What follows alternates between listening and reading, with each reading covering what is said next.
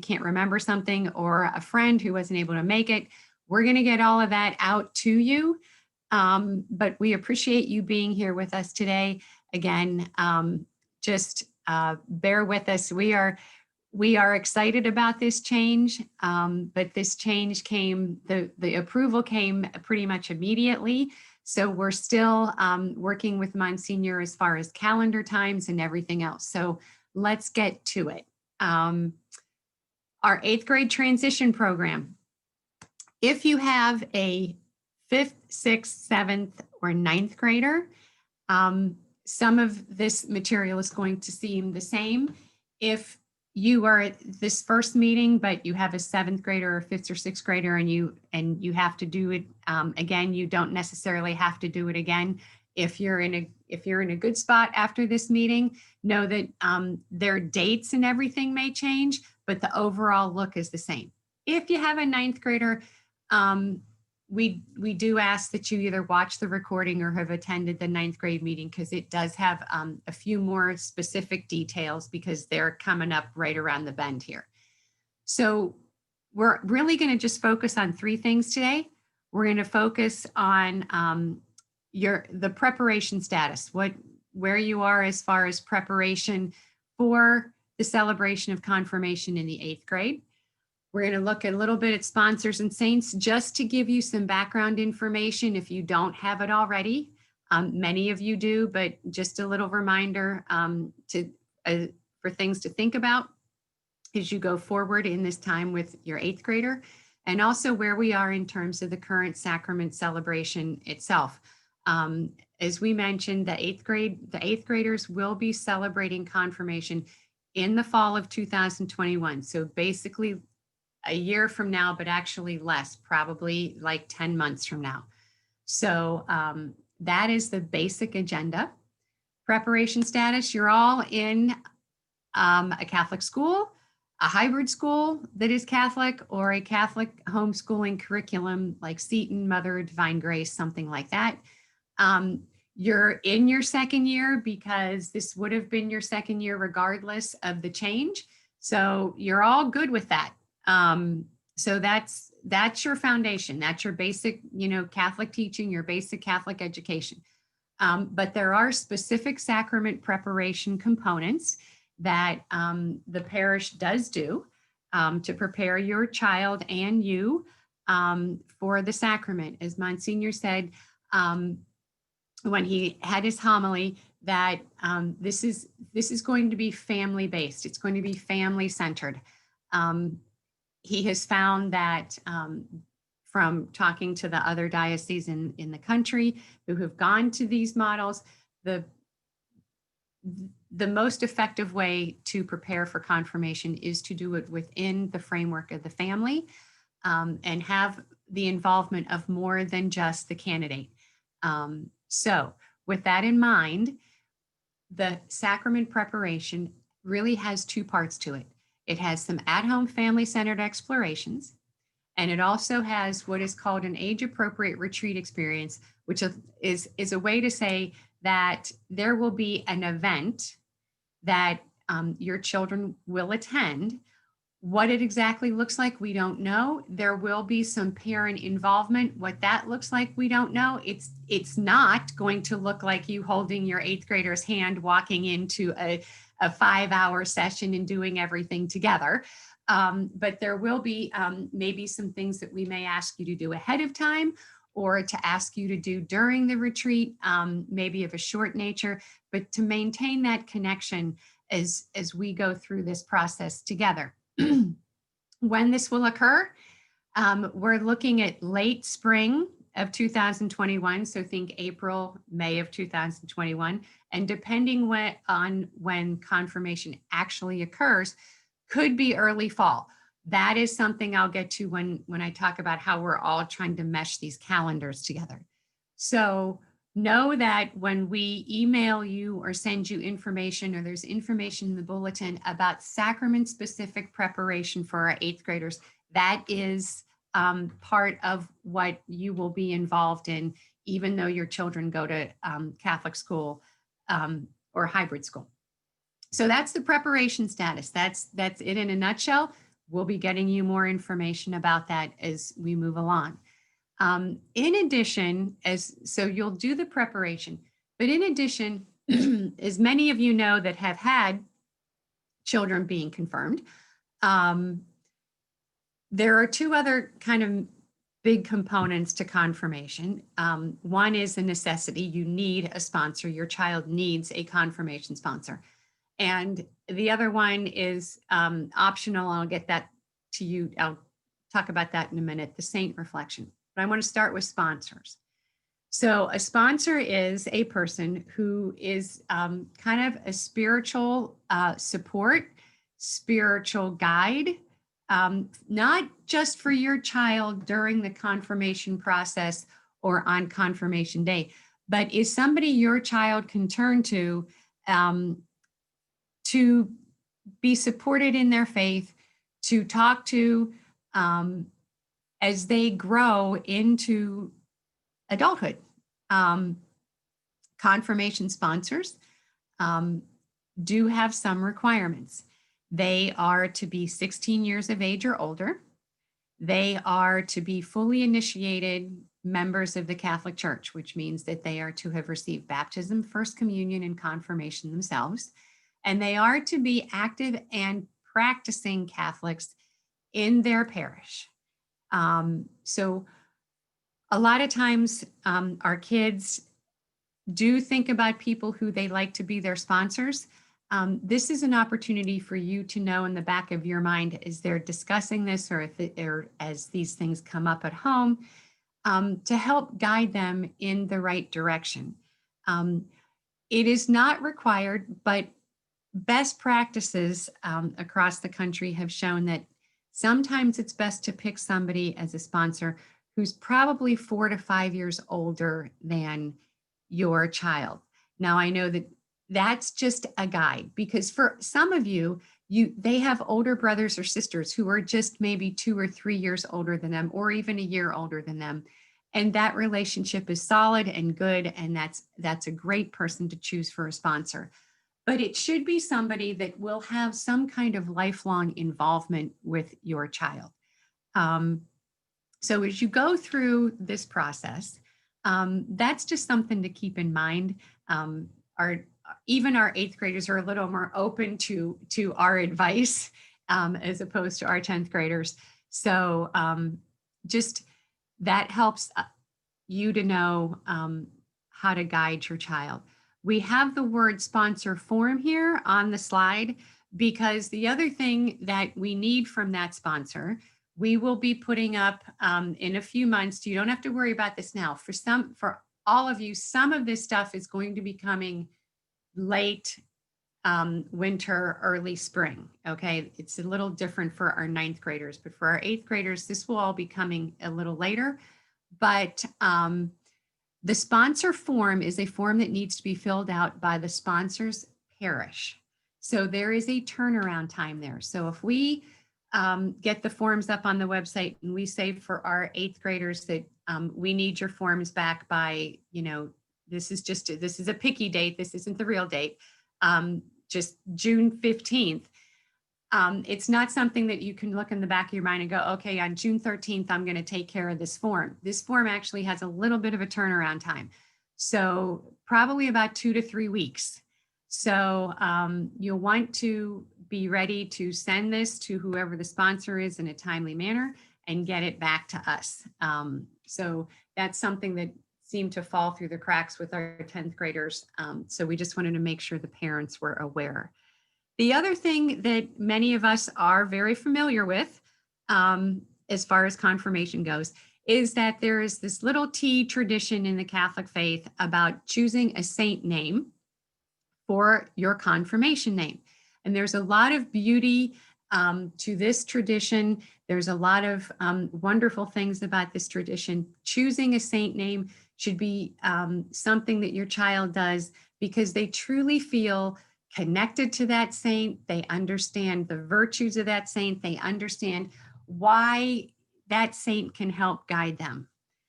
One of the things I tend to tell people is you do what's important to you. our faith has many, many wonderful traditions and devotions. Choosing a saint name, to be perfectly honest, is optional. It doesn't get you out of doing a reflection, but the Catholic Church actually recommends that the name that your child chooses for their confirmation name is their baptismal name. You gave them that name meant something. And believe it or not, once your child is baptized, that name has become a Christian name. But some teens and tweens do have, and through their parents, through their involvement in the church, have developed a certain devotion or a certain connection to a saint. It is not required. My son kept his baptismal name as his confirmation name. My other three picked a saint name. But if this starts, the only way I can say this is if this starts to become a point of contention and like a blockage to the actual understanding and appreciation of the sacrament, maybe it's time to step back and just say, you know, let's just use your baptismal name. We're going to get you more information and more resources on this as we go along this process. Just know in the back of your mind that one, it is something that should be a desire of theirs, not necessarily a requirement of theirs or a requirement of yours. They just watch them and you'll know whether or not it's a good thing to do baptismal name versus, you know, pursuing a saint name. But like I said, we'll get you more information on that as we go along. The other thing that's not on here, but I want to have Colleen talk about just briefly is service, because for many of you who have had confirmandi, you know that service has always been a component of almost every confirmation program. And we just wanted to update you a little bit on where we are with that. Hi. So obviously service is a super duper fun thing to do. We all know I actually enjoy doing service. Our teens, they need to, they like to go out and do things. That's how they feel like they're being productive, which we're all the same way. But unfortunately right now, I can't pack a bunch of teens in my car and socially distance 6 feet in a little Tahoe. So there's not really many options that we have right now that we can go and do. So we're working on thinking of ways that we can get around that. But what we were doing is we had everyone join us on a service experience through St. Peter Chanel with St. Peter Chanel parishioners so that they could meet other teens that are a part of our parish. And we would go and serve in the community, and we would come back and we would actually have a discussion. And that discussion was trying to enlighten them as to what our actual baptismal calls are. As Catholics, we do have some things that we need to do, and that is to serve just as Jesus did. And that means we need to serve our families, we need to serve our community, and we also need to serve our parish. So I would be explaining that to them, and we would have discussions about the different various ways that we could do that. But right now, obviously, we can't. So we're looking for different options and thoughts about how we're going to do it. But please note that service is important. Please take advantage of anything that's coming your way. If you have opportunities in your neighborhood or other various ways to serve, do so with your kids and take the opportunity to talk to them about how it is part of our call as Christians to go out there and be Jesus to everyone, but not just only in the community, in your family, and also in your parish. We all fit some way, shape, or form into our parish and are a part of that body of Christ. So service we'll get back to as to how we can do it, what it's going to look like, what we're going to require or not. So stay tuned for details. All right. So, so that is in terms of the overall preparation. There's the formation part. There's also these other components. Again, right now we are just happy you're here just to start this initial connection. We will be sending out, like I said, a written summary, but look for some things as we get farther into, well, the early part of 2021 for what this looks like for your particular eighth grader, which leads us to the sacrament celebration itself. So we're working with the Archdiocese right now to celebrate in the fall of 2021. The way this actually works every year, even before COVID, was that we submit a series of dates to the Archdiocese so that the bishops can all look at their calendars and come up with the dates based on how many confirmandi we have and what our church schedule is, what the archdiocesan schedule is. And they actually then come back and say, this is when your confirmations will be, and this is who will be coming, because it is the bishop who is the ordinary minister of the sacrament of confirmation. But in some cases, and depending on the numbers, the bishops pass on those faculties to the pastor to allow them to celebrate the sacrament, which is what happened to our program this past year. We were caught in the time where the bishops had indicated to all the pastors, they gave all the pastors the faculties to do confirmation and asked the pastors to take care of that while we were still just starting to gear back up. But with that, we had to follow certain guidelines, and that is how we ended up with 4 confirmation masses instead of 2. We do not know yet what this is going to look like, even in the fall of 2021. We would love to say that we know for sure, but we don't. When we had the ones in August this past year, because of the number of kids we had and because of the number of masses we had, all we could handle in the church was the confirmandi and the sponsor and their parents. That was it for that particular celebration.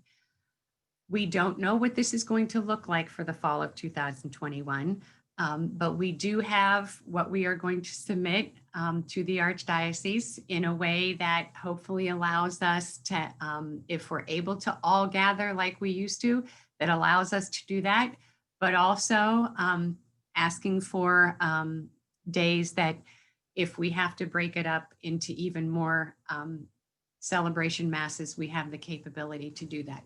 So we will let you know about that as we get more into 2021. Usually we submit our dates in January for anything that happens in the fall, and we usually don't hear back from the Archdiocese until sometime in March of 2021 is when we'll actually hear what our dates are.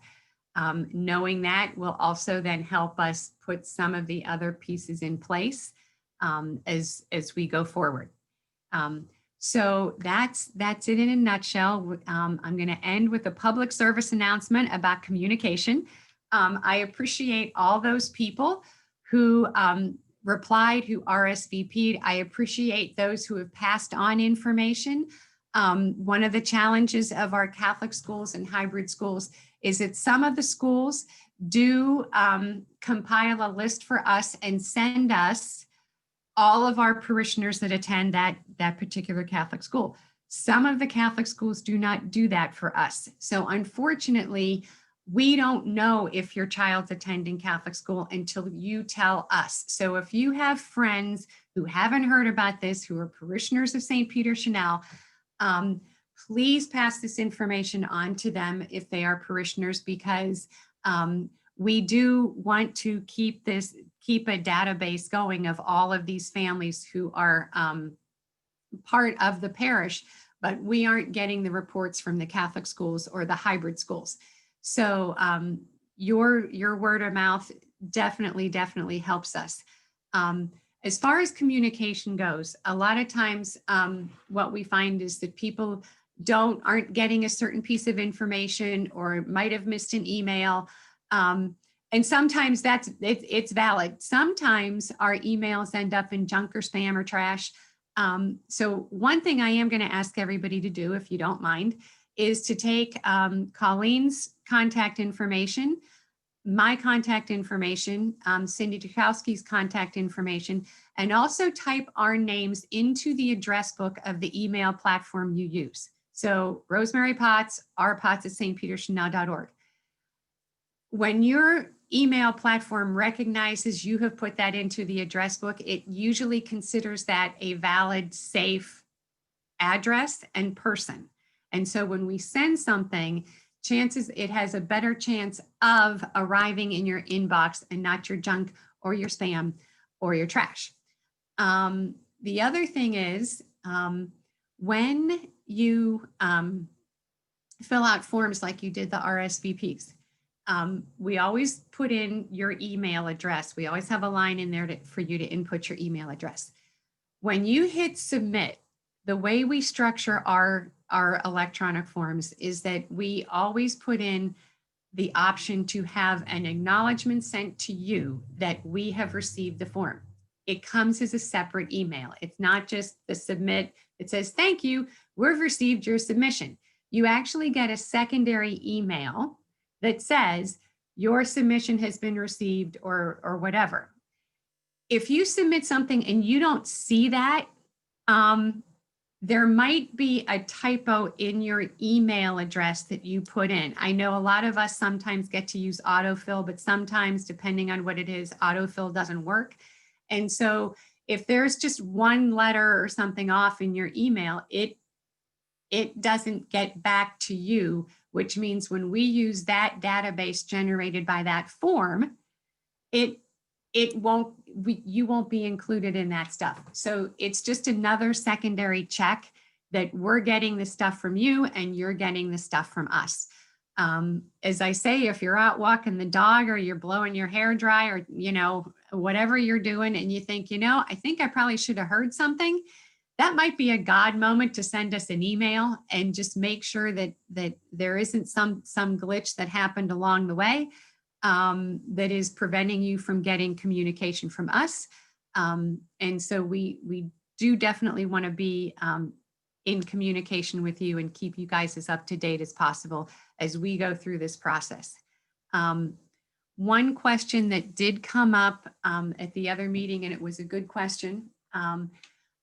Some of you have multiple kids in this particular transition process. You might have a 9th grader and a 7th grader or a 6th grader and an 8th grader. And the question has been raised, can they do this together? What can be done together is the celebration of the sacrament itself. The retreat experience really needs to be done in their age group. There is a vast difference between how we would do a retreat experience for a 6th grader as opposed to an 8th grader. However, so what if you do want to celebrate together as a family, what we recommend is you would be celebrating at the younger person's celebration date. So if you have a 6th grader and an 8th grader and you want to celebrate together, the 6th graders are celebrating in the spring of 2022. So the 8th grader could do all their prep. You could do all of that together. Then the 6th grader would do their retreat experience and then they would both celebrate together. But the actual preparation needs to be somewhat age appropriate. So we do have that option. If people want to entertain that, and that's a discussion to have with your kids and your family, but know that we can work with you on that one. So if there are any questions, you can put them in the chat or shout them out, unmute yourself. If not, it is such a beautiful day outside. I hope that you're able to get out and about and enjoy some fresh air. Because we know in Atlanta, our weather turns on a dime when it finally turns. So if there are no questions, we appreciate your time. And we will be chatting with you soon and sending you emails and let us know if we can help you in any way. All righty. Thanks, everybody.